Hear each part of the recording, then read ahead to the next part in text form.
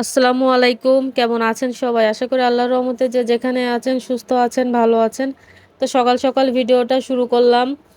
তো সকালে চা নাস্তা করে গাছগুলা নিয়ে বসলাম, গাছের গোড়ায় পানি দিতে দিতে গাছের গোড়াগুলা কেমন সমান হয়ে গেছে, তো ভাবলাম একটু গাছের গোড়াটা খুঁচিয়ে দিই, তাহলে পানিটা খুব ভালোভাবে বসবে। আর গাছে দেওয়ার জন্য আমি আলু, পেঁয়াজ এগুলার খোসা পানিতে ভিজিয়ে রেখেছি। 2 দিন ভিজিয়ে রাখার পরে গাছের গোড়ায় দিয়ে দেবো। এটা নাকি অনেক ভালো সার হয়, আমি জানতাম না, ইউটিউব দেখে এটা জানলাম। তো ট্রাই করে দেখি কি হয়। আর এটা আমার বেলি ফুল গাছ, বেলি ফুল গাছের গোড়া থেকে আরেকটা চারা বেরিয়েছে মাসাল্লাহ। আর আমার গাছে কিন্তু অনেক সুন্দর ফুল ধরে।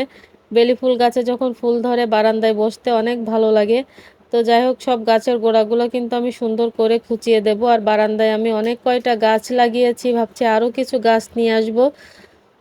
ইদানিং আমার শুধু গাছ কিনতে মনে চায়, কেন জানি না।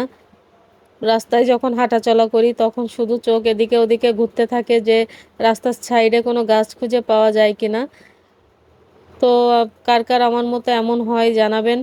আমি ছোটবেলা থেকে একটু গাছ লাগাতে ভালোবাসি, তো আমি যখন হাঁটাচলা করি আমার চোখ খুঁজতে থাকে যে রাস্তার ধারে আমি কোনো গাছ খুঁজে পাই কিনা।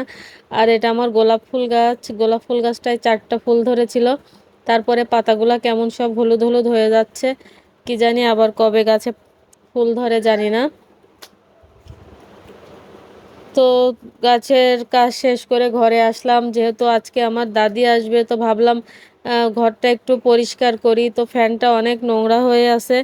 আসলে এত পরিমাণে গরম পড়েছে, ফ্যান বন্ধও করা হয় না, পরিষ্কারও করা হয় না। তো ফ্যানটা একটু পরিষ্কার করে নিলাম, আর এখন ঘরটা ঝাড়ু দিয়ে নিচ্ছি। আর আমার দাদি আসবে আমার বাসায়। দাদি কিন্তু অনেক অসুস্থ। আমি আপনাদের কাছে দাদির জন্য দোয়া চেয়েছিলাম, বলেছিলাম যে সবাই আমার দাদির জন্য একটু দোয়া করবেন। আমার দাদির কানের অপারেশন হয়েছিল, তো অপারেশন হওয়ার পরের থেকে মানুষটা খুবই অসুস্থ ছিল। বাসায় সে কিছুই খাওয়া দাওয়া করতো না, সারা দিনেও কিছু খাওয়া দাওয়া করতো না। তো ডাক্তারের কাছে আসছিল আবার ভর্তি হওয়ার জন্য, কিন্তু ডাক্তার লেটে ডেট দিয়েছে 2 দিন। তো সেই সুবাদে আমার দাদি আমার কাছে এসে থাকতে পারবে, এটাই আমার কাছে সব থেকে বড় ব্যাপার। তো আমার দাদি আসবে, আমি মনে মনে আজকে অনেক খুশি। আমি আমার দাদিকে কিন্তু অনেক ভালোবাসি। আমার দাদি যদি আমার জীবন থেকে হারিয়ে যায়, তো নিঃস্বার্থভাবে ভালোবাসার একটা মানুষ আমার জীবন থেকে হারিয়ে যাবে। তো যাই হোক, আমি ঘরের কাজ গুছিয়ে রান্না বাড়া সবই ছিল, কিন্তু কিছুই খেতে মনে চাচ্ছিল না। তো ভাবলাম একটু খিচুড়ি রান্না করি। তো এখানে আমি গরুর যে বট কলিজা যেটা বলেন সেটা দিয়ে রান্না করতেছিলাম খিচুড়িটা। আম্মা পাঠাইছিল। তো খিচুড়িটা খেতে কিন্তু মাসাল্লাহ অনেক অনেক মজা হয়েছিল। তো যাই হোক, আমি কিন্তু আজকে চালের খিচুড়ি রান্না করিনি। আমি দুপুরে খাওয়ার জন্য আমার যে ভাতটা ছিল, আমি সেই ভাতটা দিয়েই আজকের খিচুড়িটা রান্না করেছি। আর এই যে পাতলা পাতলা খিচুড়ি, আমার বাচ্চারা পাতলা পাতলা খিচুড়ি খেতে সবাই অনেক পছন্দ করে, তো ওদেরকে আমি বেড়ে দিচ্ছিলাম। আর সাথে আমারটাও আমি বেড়ে নেব। তো খিচুড়ির কালারটা যেরকম হয়েছে, খিচুড়ির স্বাদটাও সেরকম ছিল। আমার তো এখন দেখে আবার খেতে মনে চাচ্ছে। তো কে কে আমার মতো যখন তখন খিচুড়ি খেতে পছন্দ করেন অবশ্যই জানাবেন। আমার কিন্তু খিচুড়ি খুবই পছন্দের, সাথে আমার বাচ্চাদেরও। তো আমিও বেড়ে নিচ্ছিলাম।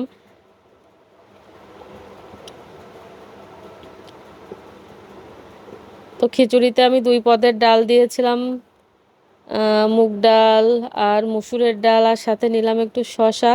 শশাটা বাড়ির ছিল, অনেক সুন্দর ছিল শশাটা। তো এই যে খাওয়া দাওয়া স্টার্ট হয়ে গেল। তো যাই হোক, যেটা বলছিলাম আমার দাদির কথা, সবাই আমার দাদির জন্য একটু বেশি বেশি দোয়া করবেন। আমার দাদি যেন সুস্থ হয়ে আবার আমার কাছে ফিরে আসে। তো খাওয়া দাওয়া শেষ করে এটা অনেক দিন ধরে পড়েছিল, তো ভাবলাম এটা একটু রং করি। আসলে আমি বসে থাকা মোটেও পছন্দ করি না, আমি যেটুকু সময় জেগে থাকি কিছু না কিছু করতেই থাকি। ফ্রি টাইম আমার মোটেও পছন্দ না। তো ভাবলাম এটাই রং করি, বসে বসে কাজ না পাই। তো এটা আগে একটু ঝেড়ে নিচ্ছিলাম, যেহেতু এটা দেয়ালের গায়ে টানানো ছিল, এটাতে অনেক পরিমাণে ময়লা পড়ে আছে। তো এটা আগে একটু ব্রাশ দিয়ে পরিষ্কার করে নিচ্ছি, তারপরে এটাতে কালার করব। আসলে পুরাতন কোনো জিনিসে কালার করলে কিন্তু তার একটা নতুন লুক ফিরে আসে, দেখতেও ভালো লাগে, চোখেও শান্তি লাগে, তাই না? তো আমার মতো কে কে আছেন এসব কাজগুলো করতে পছন্দ করেন অবশ্যই আমাকে জানাবেন। আমি জানি আমার মতো অনেক আপুরাই আছে যাদের মাথার মধ্যে সবসময় এরকম কি বলে উল্টোপাল্টা কাজ ঘুরতে থাকে। তো দিন শেষে এই উল্টাপাল্টা কাজগুলোই কিন্তু সুন্দর একটা ফলাফল বয়ে নিয়ে আসে, তাই না? আমি তো সেটাই বুঝি, সেটাই দেখি। তো যাই হোক, এটাতে আমি একটা আম, কি বলে ব্লু কালার, খুব আহ, গাঢ় একটা ব্লু কালার করে নিচ্ছিলাম, যেহেতু সাদা সাদা ছিল, সাদাতে একটু ময়লা পড়লেই বেশি বোঝা যায়, চোখে পড়ে। তো এটা আমি সুন্দর করে ব্লু কালার করে নেব।